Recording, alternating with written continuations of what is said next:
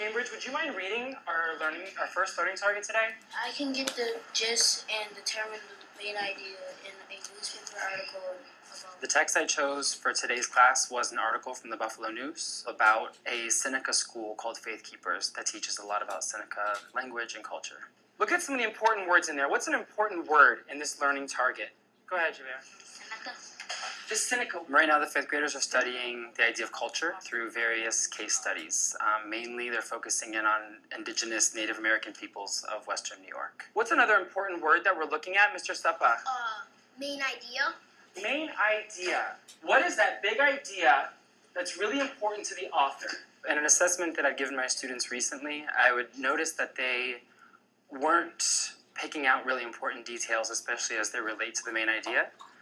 So this lesson was really designed to help kids to see the connection between important details and main idea. What's another important word that we're looking at? Christian. Gist. Gist. What is the gist? I'm asking you to jot the gist in the margin. What are you writing about? The important parts of the story or article. Yeah, or what it's about, right? Today we're going to be starting a close read of a brand new text.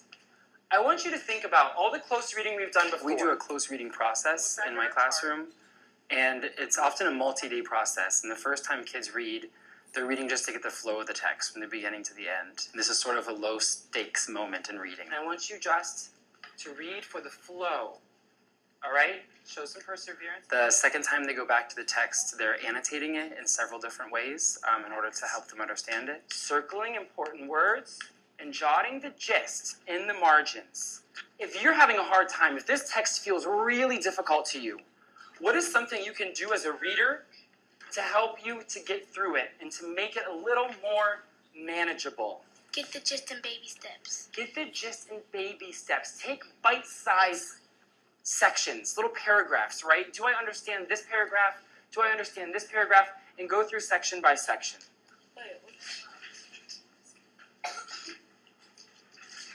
I started reading the article by reading the whole thing just for the flow. I used to do a lot more scaffolding and pre-reading activities before I let kids have a turn with the text. Something I've noticed about my students is that now that they're used to reading a text on their own for the first time and trying it out, they've shown a lot more perseverance. And then I read it again, underlined all the important words, like traditional, school, and some of the names. Choosing a text is always a really important process for me in teaching something like this. I was really looking for something that was an authentic text, something from a primary source, like a newspaper article, something within what they were studying, so that it had a real purpose for them in reading it. And I needed something that was complex, something that pushed them, something that taught them new vocabulary, new academic vocabulary. After every section I read, I wrote the gist down. And I went back in the paragraph to see if I was right, and then I went to the next one. I gave my whole class the same complex text. And one reason for this is that we found differentiation is less about text complexity and more about the amount of text the student is asked to work with. For some students, they're able to differentiate for themselves by chunking the text into smaller pieces. I'm doing the gist for 2 paragraphs at a time. Demon Dowdy and his wife, Sandy, started the Seneca Faith Keepers. For other students, we actually break the text up for them so that they only see a smaller amount of text at a time and don't become overwhelmed by the idea of what they're about to read. So look back at the title, look at some of those important details you underlined, look at the gists you wrote. I want you to jot your idea for this. What do you think the main idea of this article is? And then in about 2 minutes, we're going to transition ourselves over to the carpet area to continue the second half of our lesson. We read about it, we thought about it, we wrote about it, now we get a chance to talk about it. Jada, do you mind reading our second learning target for today? I can explain the connection between details and the main idea in an article about the Seneca people. You're going to choose one person near you, and you're talking about what do you think the main idea of this article is?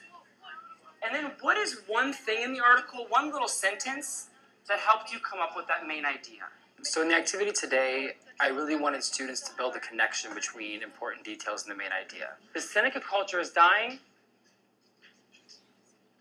So they started a school to learn the culture. So I chose the details I wanted them to work with and hung them on charts around the classroom. And students moved around in groups with post-it notes, read the detail, and had to make a case for whether or not that detail was important and connected to the main idea. Working with complex text can be really challenging, and these kids are 10 years old, so they get really antsy. So I try to design my lessons in ways that give them time to get up and move around the room. That's because it's like your mom and something, if you speak a language and they won't be able to understand it. Yeah, because it's just part of their culture, right? I try to get kids talking to each other about text as much as possible, and it allows them to understand parts of text that maybe they didn't understand on their own, but can get from up here. I want to debrief with this question. What detail did you think was important? How did it connect to the main idea? The one about the children learn about traditional songs. One of the details I thought was important on the wall was that some of the traditions are like, for the Seneca people, are like singing and dancing. I thought that was an important detail because it like tells you the tradition. 99% of Senecas don't know how to speak the Seneca language because that's about how their culture's dying because none of them really know how to speak their own language. Yeah, so that one really goes back to that first part of the main idea that we said, right? The Seneca culture is dying. I use a close reading protocol because it gives the kids predictability in how they approach a text, and they've shown themselves to be much more willing to deal with the challenge. All right, let's do one more. What's a detail? Mr. Sapa,